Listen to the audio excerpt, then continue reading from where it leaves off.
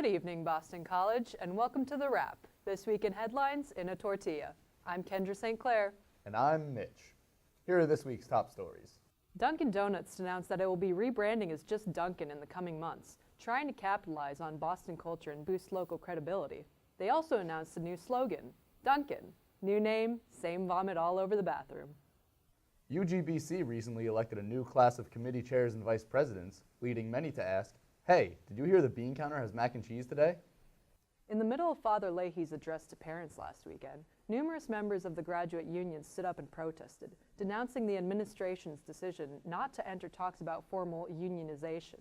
The group claims that refusing a union of graduate students opposes Catholic values of social justice and creates an unsustainable power dynamic that a Catholic Jesuit institution should not support. Biting into his Friday night cheesesteak, Leahy said of Jesuit values, "They're kind of like graduate degrees. We make them up as we go along." This year's Pops on the Heights Gala was a roaring success, raising over $13 million in scholarships and selling out County Forum with the absolute whitest that the Boston College community has to offer. Lionel Richie's performance was very well received, although he only played 6 songs, the maximum funk that the Jesuit community could take before being legally required to hand out condoms. Cardi B turned herself in to New York police on Monday morning after she was charged with 2 misdemeanor accounts of reckless endangerment and 1 misdemeanor account of assault. While this is bad news for the rapper, I'm sure she'll look great in Bodak orange. Los Angeles International Airport announced that it will allow travelers to pack small amounts of legal marijuana in their carry-on bags, bringing a whole new meaning to the term Mile High Club. A lawsuit against the university is set to go to jury trial later this year, the first case of its kind at BC in over a decade. A former student convicted of sexual assault is claiming that the university mishandled his case, and he's seeking $3 million in damages and a clean record. The student, called only John Doe in official documents, has not explicitly said why he's questioning the charges, but he might just be trying to set himself up for a Supreme Court nomination. A recent decline in sales has forced the Meatball Obsession stand outside of Lower Dining Hall to rebrand. As of Tuesday, they'll be going by Meatball Interest. Members of the university chorale have reported that famed conductor John Finney occasionally stops by post-concert mod parties to socialize. We hope he had a great time after Pops on the Heights, and I hope he doesn't have to deal with any alcohol in A minor. Does he really do that? Yep. I feel like more people should know about that. Hey, can you go get someone?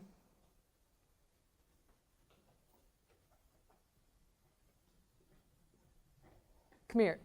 Dude, listen. John Finney actually goes to mod parties. Is this McGuinn 121? Tell your friends. We're not kidding. BC Club Sports welcomed a brand new club running team to the Heights this year. Many distance runners report a feeling of euphoria after a few miles, commonly referred to as a runner's high. Hope no one tells these guys about smoking crack. It's so much easier and gets you way higher. A recent study revealed shifting demographics in Chestnut Hill. Joggers are projected to outnumber resgees as early as 2024. Last week, a student asked the question wall in the O'Neill Library to marry them. If the wall says yes, we could see a wedding take place in St. Ignatius as early as next week.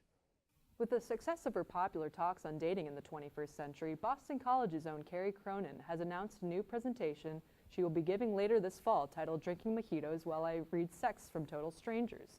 The talk is expected to be some of the professor's best work, featuring fresh insights on the world of erotic text messaging, paired with Cronin's avant-garde flair for making university officials and students equally uncomfortable. Martin Jarman recently announced a new capital fundraising campaign seeking to collect $150 million for BC athletics.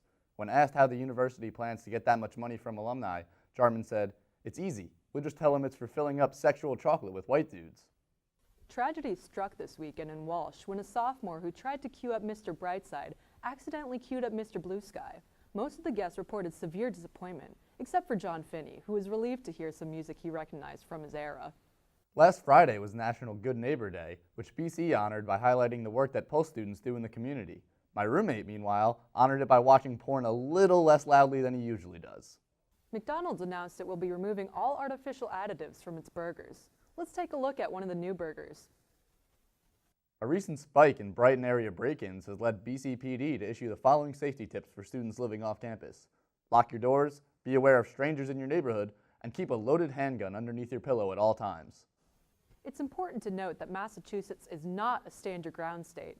But I'll be damned if I'm gonna let some two-bit scumbags steal my sweet, sweet off-brand plasma screen. Thanks to this week's sponsor, Vizio Electronics. The Philadelphia Flyers introduced to the hockey world their new mascot, Gritty. Let's take a look. Really?